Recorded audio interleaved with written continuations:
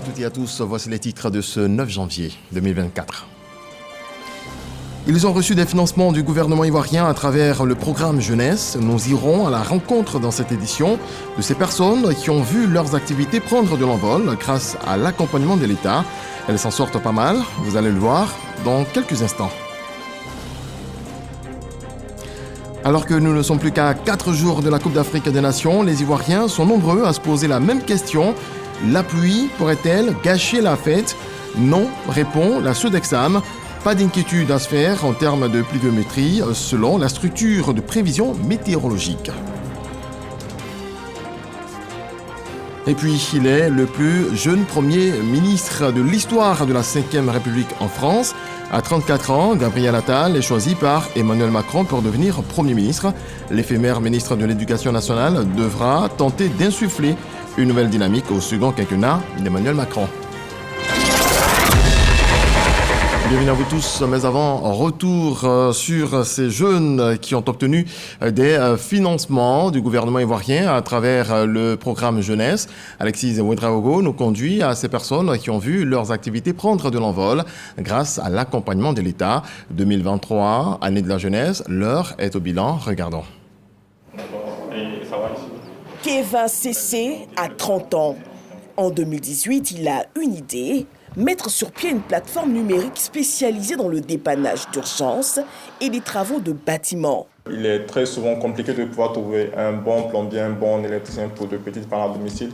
Même lorsque nous en trouvons, nous n'avons pas d'informations sur la qualité des services qui est délivré par cet artisan-là. On n'a pas d'informations sur la transparence, sur le prix en fait que ces artisans pratiquent.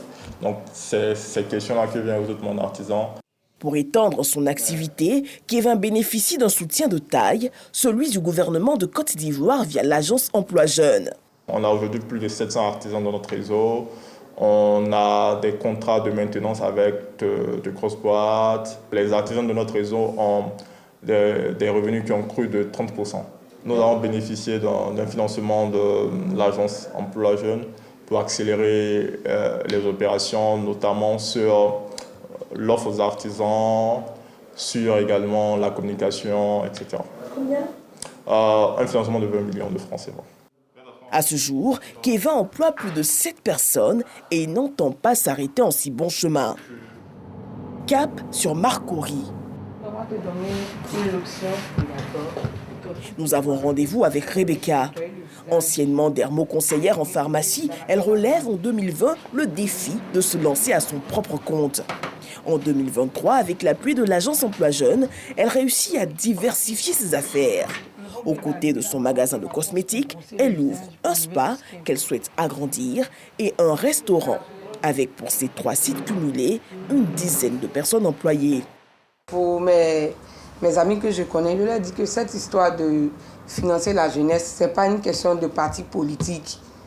Mais si vous avez un projet, vous déposez, vous inscrivez d'abord sur le site de l'emploi jeune, vous déposez le projet. Si le projet est bon, ils vont vous appeler et puis vont vous financer. Mais vous restez au quartier pour dire que non, ils ne font pas connaissance. Que moi, je ne connaissais personne là-bas quand j'ai déposé.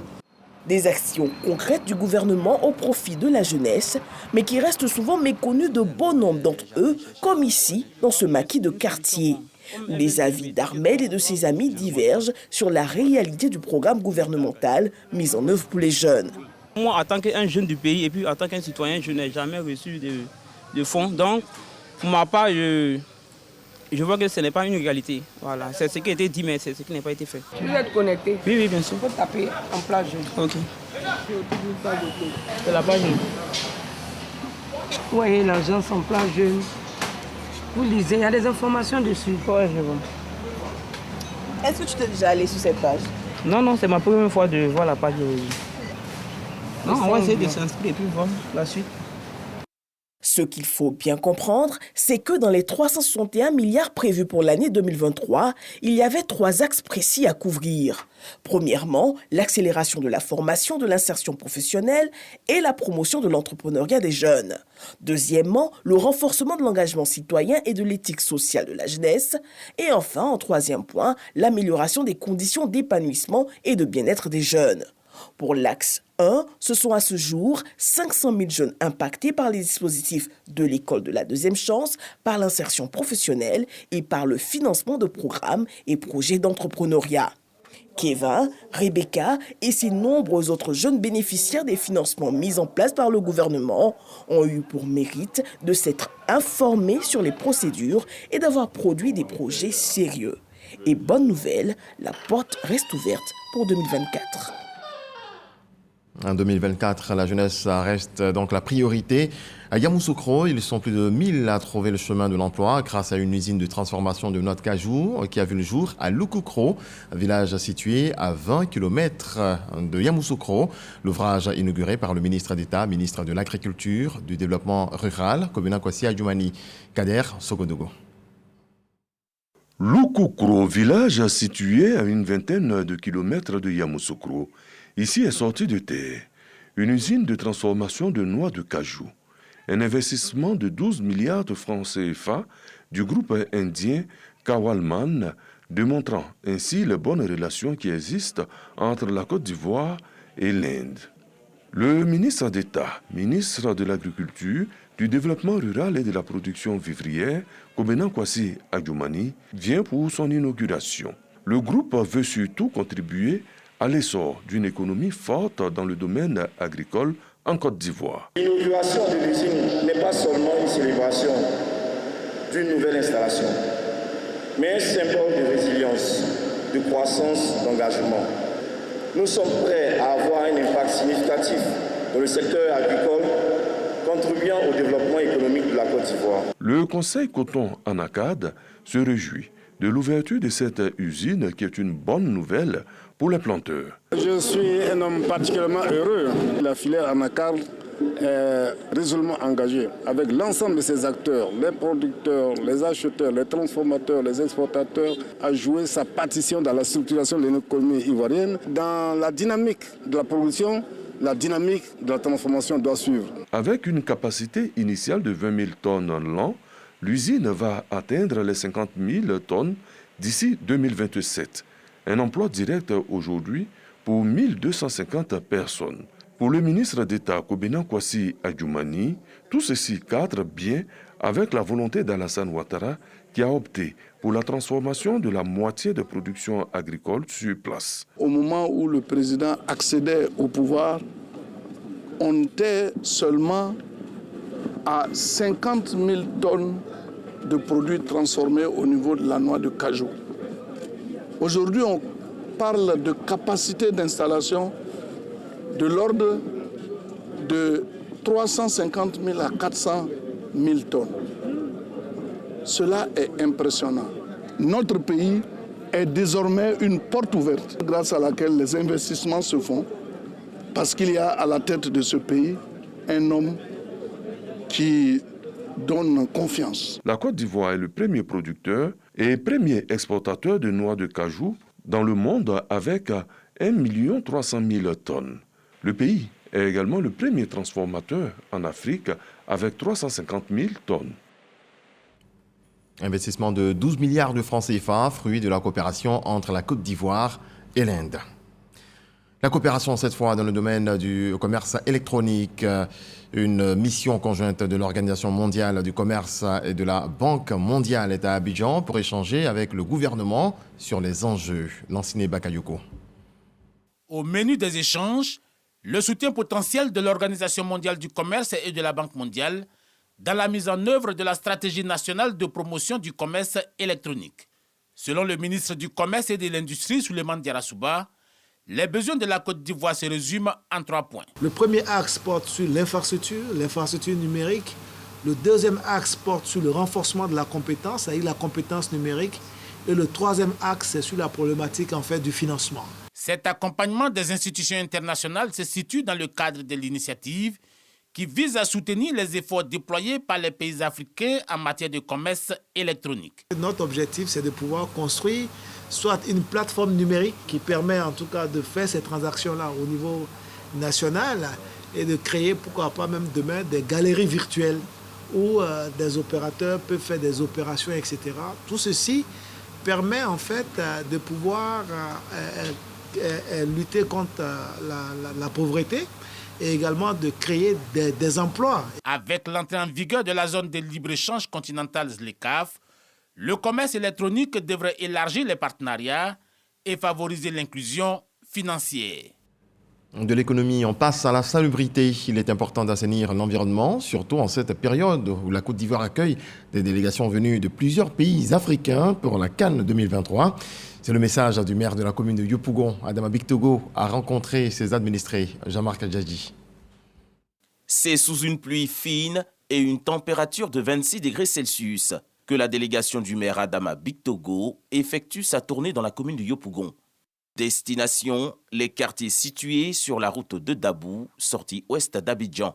Cette voie longue de 19 km fut ces dernières semaines sujette de cas d'insalubrité. Les travaux d'assainissement initiés par la mairie étant en cours, le conseil municipal est sur les lieux. Marchés, ruelles et secteurs environnants de la route de Dabou, tous sont passés au peigne fin. Les pieds dans la boue, le maire Adama Bictogo est aux côtés de ses administrés. Il sensibilise et s'enquiert de leurs préoccupations. Objectif, promouvoir la salubrité dans sa commune et en faire une vitrine. Après une réunion avec la NAGED, avec ECO et Burni, j'ai donc souhaité avec eux visiter moi-même les sites. Il était bon pour moi, pour la commune de Yopougon que je dirige en tant que maire, de m'assurer qu'au niveau de Yopougon, les travaux avancent conformément au cahier de charges. Il était bon aussi de nous assurer qu'au plan de la salubrité, que tous les moyens ont été mis en place pour permettre à notre commune non seulement d'être propre pour la CAN, mais d'être définitivement propre. La Coupe d'Afrique des Nations arrive à grands pas en Côte d'Ivoire. Le premier magistrat de Yopougon compte impliquer les forces vives de sa localité. J'en repars très satisfait, mais en même temps, je mesure le niveau de travail et de sensibilisation que nous devons faire ici à Yopougon. Je voudrais aussi inviter tous les jeunes, toutes les populations à comprendre que la propreté de notre commune commence par nous-mêmes. En prélude à la CAN, les communes du district d'Abidjan sont passées à la phase active de l'opération de libération des emprises sur des grandes artères de la ville d'Abidjan. La cité de Yopougon compte se mettre en première ligne de cette action éco-citoyenne. Une autre action dans le cadre de la salubrité. Le gouvernement va entreprendre une opération de curage des caniveaux d'assainissement aux abords de la lagune Ébrié et de traitement des odeurs. Une rencontre s'est tenue à cet effet. Grace Kando nous en parle. Une rencontre entre les ministres de l'Environnement, du Développement durable et de la Transition écologique et celui de l'hydraulique, de l'assainissement et de la salubrité pour mettre fin aux mauvaises odeurs autour de la lagune Ébrié. Objectif, renforcer le traitement de ces nuisances olfatives en urgence dans le cadre de la CAN. Les sources ont été identifiées. Il s'agit notamment de la baie du Cocody, des canaux d'évacuation des eaux usées. À cela s'ajoutent les émissions de mauvaises odeurs émanant de l'élevage du port dans la zone aéroportuaire de Port-Boué. Il y a des solutions qui existent que nous allons renforcer. Ça veut faire en sorte que quand on parcourt Abidjan, on ne sente plus d'odeur. Il y a des solutions à moyen terme. Il y a des sources d'émission de ces odeurs-là qu'il va falloir traiter. Et puis, il y a des solutions de long terme qui concernent l'assainissement du Grand Abidjan. Il y a des études préalables qui vont être faites et c'est ce qui va permettre de régler définitivement la question. Et déguerpir tous les opérateurs qui sont aux alentours, qui sont sources de nuisances olfactives et faire en sorte que les effluents d'eau usée qui atterrissent dans ce canal d'Anumabo, que ces effluents soient dirigés vers des stations de traitement. Donc ça fait partie des solutions à long terme. Le gouvernement est en train de mobiliser des gros moyens. Nous avons un grand projet qui est en cours déjà, le projet d'assainissement et de résilience urbaine qui a démarré, qui touche ces questions d'assainissement-là, traitement des eaux usées et des eaux de pluie. Il y a une question d'incivisme. On prend l'exemple des caniveaux. Les caniveaux sont faits pour recevoir des eaux de pluie. Mais quand on met des ordures là-dedans, ou quand on connecte nos toilettes au caniveau, naturellement, ces eaux usées et ces ordures vont terminer leur course dans la lagune. Donc il y a une part de sensibilisation de nos compatriotes. Ça aussi, on travaille là-dessus. Autre solution envisagée, entre autres, par les deux émissaires du gouvernement, le curage et l'ouverture du canal d'Anumabo et le traitement en continu de mauvaises odeurs. Alors que nous ne sommes plus qu'à 4 jours de la Coupe d'Afrique des Nations, les Ivoiriens sont nombreux à se poser la même question. La pluie pourrait-elle gâcher la fête? Non, répond la Sodexam. Pas d'inquiétude à se faire en termes de pluviométrie selon la structure de prévision météorologique. Krascando. Abidjan, aux couleurs de la 34e édition de la Coupe d'Afrique des Nations. Le coup d'envoi prévu ce samedi au stade Alassane Ouattara de Bimpe va opposer la Côte d'Ivoire à la Guinée-Bissau. En ce qui concerne la tenue des différentes compétitions au niveau national, pas d'inquiétude à se faire en termes de pluviométrie, rassure la Sodexam. Nous sommes en période d'harmattan, où dans la partie nord, il y a encore un peu de poussière, la fraîcheur la nuit. Dans la partie sud, nous sommes toujours dans la période d'harmattan, mais qui s'est un peu repoussé dans les terres, qui a laissé place à ces pluies-là l'après-midi. Mais la saison sèche continue. Cette situation de pluie intermittente que nous constatons les après-midi, quelquefois le matin, mais le plus les après-midi, va continuer jusqu'à la fin mars. Nous rassurons les populations qu'il n'y a pas d'inquiétude à se faire par rapport à la canne. Ces pluies-là sont normales, elles sont de faible intensité par moment, donc elles ne peuvent pas impacter le développement de cette canne. Il n'y aura pas de difficultés majeures en termes de pluviométrie. La Sodexam met les bouchées doubles dans le cadre de ce rendez-vous africain du football. Cette structure de prévision météorologique sollicite l'expertise de la Météo France internationale. On va avoir un ensemble de prévisionnistes qui vont être déployés dans l'ensemble des installations sportives. Donc ils vont nous remonter de l'information ici au centre d'expertise de la Sodexam. Et ensuite, on va avoir une discussion permanente avec les prévisionnistes.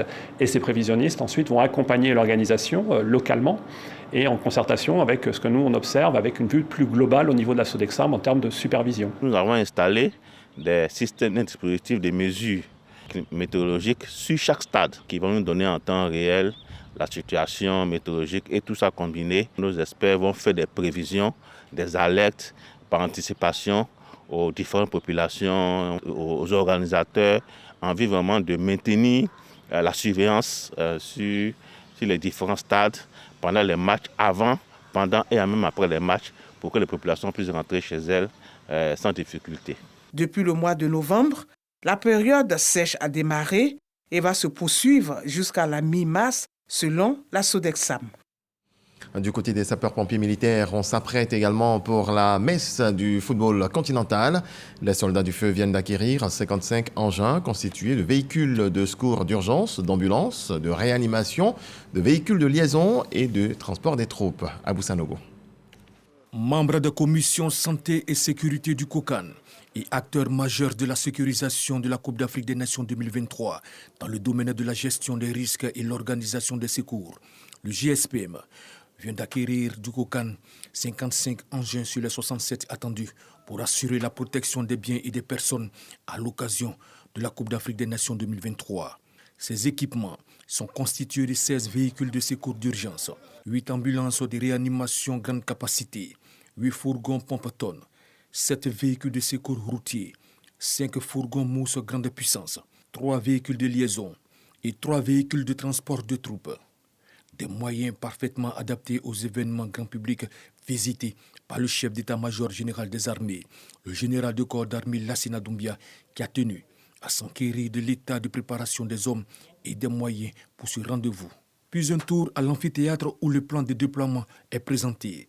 Les pompiers militaires seront présents sur les voies de communication dans toutes les villes hautes de la compétition. Le chef d'état-major général des armées, le général de corps d'armée Lassina Doumbia, les a encouragés. Le groupement des sapeurs-pompiers militaires, au regard de sa mission, sera donc particulièrement sollicité.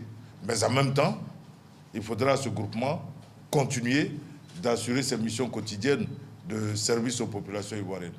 Je voulais donc m'assurer que tous les moyens additionnels qui avaient été demandés à cet effet par le groupement des sapeurs-pompiers militaires avaient été livrés en quantité et en qualité. Et je peux dire que je repars satisfait. Je rendrai compte au ministre de ce que le GSPM a atteint le niveau opérationnel souhaité pour assurer des services de qualité au cours de la CAN 2023. Les sapeurs-pompiers militaires engageront 1020 personnels, dont 290 pour la commission santé et 730 pour celle en charge de la sécurité. À la radiodiffusion-télévision ivoirienne, le personnel est mobilisé. Le diffuseur hôte de la CAN a reçu récemment du matériel de dernière génération pour assurer une bonne transmission du signal. Le ministre de la Communication s'est rendu à la Maison Bleue pour s'imprégner du dispositif mis en place. Sephora Zeki. Amadou Koulibaly, le ministre de la Communication dans les locaux de la RTI, radiodiffusion-télévision ivoirienne. L'objet de sa visite, la CAN, Coupe d'Afrique des Nations. Avec Fosseni Dembélé, le directeur général, il passe au crible tous les équipements qui serviront à la diffusion de CAN. 10 cars acquis au total pour permettre aux téléspectateurs de vivre en temps réel la fête du football africain. La RTI a été choisie comme diffuseur hôte. Il était important que l'État puisse donner à la RTI les moyens d'assumer pleinement ce rôle de diffuseur hôte. C'est en cela qu'un ensemble d'équipements a été acquis. C'est des camions de dernière génération qui font des productions à haute définition, donc en HD pour apporter le jargon technique. Et ça permet en tout cas à la RTI d'être au niveau des grandes télés de par le monde. Et je crois savoir que pour certains de ces équipements, au niveau de la sous-région, nous sommes les seuls à en avoir autant. Une visite soldée par un message fort à l'endroit des Ivoiriens et des téléspectateurs. Ils sont invités à suivre le diffuseur hôte qui va produire des images en haute définition avec un contenu de qualité. Je voudrais juste me faire écho de cet appel que le président a lancé. Il nous a donné déjà le là. Il souhaite que ce soit la plus belle CAN jamais organisée. La plus belle CAN jamais organisée suppose des populations ivoiriennes qui déploient leur sens de l'hospitalité, mais également des populations ivoiriennes qui sont mobilisées autour de cet événement et qui sont surtout mobilisées autour de leur équipe. On peut le dire, la RTI, radio-télédiffuseur hôte, a mis les petits plats dans les grands et n'attend plus que le coup d'envoi ce samedi 13 janvier 2024 au stade Alassane Ouattara des Bimpe. Le mouvement Aruna Kone en soutien au COCAN a initié une marche sportive dans la commune d'Abobo. Il s'agit tout simplement d'impliquer et de mobiliser les populations. Une opération de don de sang a pu permettre de collecter des précieuses poches de sang qui pourront sauver des vies. C'est ce que nous apprend Arsène Kwasi. L'ex-international ivoirien Aruna Kone continue d'accentuer la mobilisation autour de la Coupe d'Afrique des Nations qui débute dans moins d'une semaine. Et cela s'est à nouveau traduit par une marche sportive à Abobo, organisée par le mouvement qui porte son nom et qu'il a mis en place en soutien au COCAN. Parti du rond-point de la gendarmerie à Avocatier de Pont-Neuf pour revenir au point de départ, les participants ont arpenté les artères de la commune sur une distance de 4 km. Une séance de fitness et de relaxation était également au programme. Quand le président a dit à tous les Ivoiriens de s'approprier de l'organisation de cette CAN, que j'ai eu l'idée de mettre cette organisation en place pour pouvoir soutenir le COCAN dans l'organisation. Parce que l'organisation de la CAN, c'est une affaire de tous les Ivoiriens. Et comme je suis un ex-éléphant, j'ai voulu aussi participer à cette organisation. Donc aujourd'hui, nous avons pu organiser le mouvement pour avoir 6 coordinations autour des 6 stades. Et aujourd'hui, nous sommes à plus de 5000 bénévoles. Et nous, nos bénévoles sont chargés d'aller vers les populations pour aller leur expliquer les enjeux afin qu'ils puissent aller au terrain. Parce qu'il y a un challenge de mobilisation qui s'impose à nous. Et ce challenge de mobilisation va au-delà même des matchs des éléphants. Il faut amener les Ivoiriens à aller assister à tous les matchs de la CAN pendant les 1 mois. Pour qu'enfin, qu'on sache que la Côte d'Ivoire, c'est un pays de football. Outre ces activités sportives, le mouvement Mass COCAN a initié une opération de don de sang, convaincu que ces dizaines de poches collectées serviront à sauver des vies. Et avant justement la date du 13 janvier 2023, démarrage de la Coupe d'Afrique des Nations. Abidjan veut se parer de ses plus beaux vêtements. Cela passe par une vaste opération de libération du domaine public qui a démarré ce mardi 9 janvier 2024 sur la voie express de l'autoroute du Nord à Yopougon. Plusieurs constructions sur les caniveaux, des garages anarchiques, des cimetières pour gros camions, des magasins et d'autres réalisations ont été démolies par le district autonome d'Abidjan. Objectif, assainir l'environnement. Le point complet dans nos prochaines éditions. Des prières pour la réussite de la CAN 2023, c'est à l'occasion du Giga Maoulid, un moment de retrouvailles et d'orientation pour les musulmans de Côte d'Ivoire organisé par le groupe de réflexion islamique et ésotérique. C'était dimanche dernier au Parc des Sports de Trècheville. Targa se reconnaît. Ils sont des milliers de fidèles musulmans venus s'abreuver au plus des valeurs morales et spirituelles du messager de Dieu afin de parfaire leur conduite. La 16e édition du Giga Maoulid, événement religieux de grande envergure organisé par le groupe de réflexion islamique et ésotérique Grise, à sa tête, Cheikh Malik Konaté, a eu pour thématique cette année la bénédiction, la clé de la réussite du musulman. J'ai dit aux jeunes gens de s'accrocher au zikr. Lorsqu'on zikr, lorsqu'on fait des prières, vous allez voir automatiquement, vous commencez à graver des échelons. Ces échelons-là, lorsque vous allez arriver au dernier échelon, vous allez voir que Dieu, il est là devant vous. Je ne peux que les remercier de cet accueil et que Allah accepte tout ce qu'ils font pour la propagation de l'islam. Dignitaires religieux et cadres musulmans encouragent la consolidation de l'unité fraternelle. Le message que nous donnons au sortir de ces Maoulides, c'est le message de l'unité, l'union des musulmans. Parce que c'est ce que Dieu nous recommande dans le Coran. Nous sommes très heureux de participer au nom de son Excellence Kanga Kamara, la présidente du Sénat, maire de notre grande commune. Les guides religieux doivent prier pour la stabilité de la Côte d'Ivoire et surtout le grand rendez-vous que nous sommes en train d'attendre, le 13 de ce mois, la CAN. C'est une très belle initiative. Voilà, parce que prier pour les musulmans et les non-musulmans, et prier pour la Côte d'Ivoire, prier pour l'Afrique et le monde entier, c'est à saluer. Depuis 2001, le Giga Maoulid d'Abidjan reste au fil des années le plus grand événement commémorant l'anniversaire de la naissance du prophète de l'islam en Côte d'Ivoire. Cette édition a été marquée également par des prières pour la réussite de la Coupe d'Afrique des Nations CAN 2023 qui se joue dans notre pays, la Côte d'Ivoire. En politique, après les dernières élections locales et sénatoriales, les candidats indépendants, initialement issus du RHDP, font marche arrière et regagnent leur maison d'origine. Ils ont été accueillis par le président du directoire qui invite à l'unité au sein du parti. On voit cela avec Sidonie Davila. Malgré la consigne claire du parti interdisant toute candidature indépendante, certains militants du RHDP ont choisi d'aller en rang dispersé lors des élections locales et sénatoriales précédentes, défiant ainsi la ligne directrice établie. Au nombre de 338 candidats, ils décident de faire volte-face dans une démarche de réconciliation. Leur souhait de retour au sein du parti s'accompagne de mea culpa publics, exprimant des regrets quant à leurs actions passées. Excellence, Monsieur le Président, cher papa, nous implorons votre clémence, votre bienveillance et votre mansuétude pour la levée totale des sanctions politiques administratives et la réintégration de vos enfants au sein des instances du parti.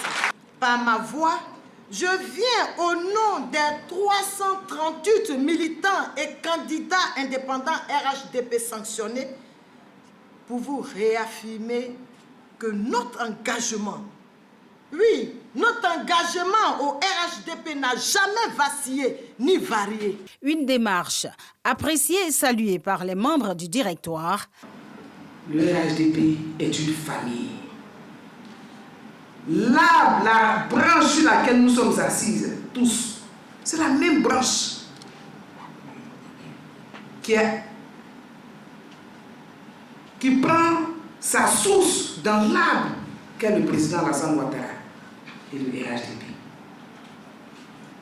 Soutenons-nous, restons forts sur cette branche. Pour le président du directoire du RHDP, l'unité du parti reste primordiale face aux enjeux nationaux. Le président du parti, vous le savez, est un bon père de famille, fidèle à sa conduite de tolérance d'ouverture et de rassemblement de toutes les filles et de tous les fils de notre grand parti. C'est pourquoi, en tant que président du directoire, je me réjouis de vous voir reprendre le chemin, le droit chemin, celui de la discipline, de l'unité et du rassemblement, si cher à notre président. Le sort de ces candidats indépendants du RHDP sous discipline sera connu jeudi prochain. De l'actualité, faire la promotion de la lecture auprès des plus jeunes à l'ère du numérique. La tâche est ardue, mais l'écrivaine Anzata Ouattara n'a pas hésité à s'y mettre. Elle visite les collèges et lycées pour des rencontres avec les élèves. Jean-Marc Djadji à l'étape de Dimokro et San Pedro. Regardons. Dédicace de livres au lycée moderne d'Imbokro. C'est par cette initiative que la journaliste écrivaine Anzata Ouattara entame la 7e édition de Les Coups de la Vie-Tour, sa caravane nationale de littérature pour promouvoir le livre dans les lycées et collèges du pays. La lecture à l'ère du numérique est au menu des échanges. Au vu de cette sensibilisation, le corps pédagogique de cet établissement ne reste pas indifférent. Les écoles, la ville de San Pedro, est la 2e étape de la tournée d'Anzata Ouattara. Elle est soutenue dans cette tâche éducative par 2 auteurs, Adaye Tano et Aminata Konisisi. L'éducation par le livre est une priorité pour l'écrivaine Anzata Ouattara. Concours de dictée, lecture, séances de fitness et jeux littéraires ont meublé cette caravane, Les Coups de la Vie-Tour, 7e édition. Dans le reste de l'actualité, en bref, en image, en France, le ministre de l'Éducation nationale, Gabriel Attal, a été nommé ce mardi à seulement 34 ans, Premier ministre par Emmanuel Macron, qui espère, avec ce choix, relancer son quinquennat. La ligne politique devrait toutefois rester la même, celle décidée et dictée par le président de la République. Le plus jeune président de la République de l'histoire nomme le plus jeune Premier ministre de l'histoire. Je ne veux y voir qu'un seul symbole, celui de l'audace et du mouvement, a déclaré Gabriel Attal mardi après-midi lors de la passation de pouvoir avec Elisabeth Borne. Fin de ce journal. Merci à vous tous de votre attention. Très belle nuit. Dieu nous garde. Bonsoir.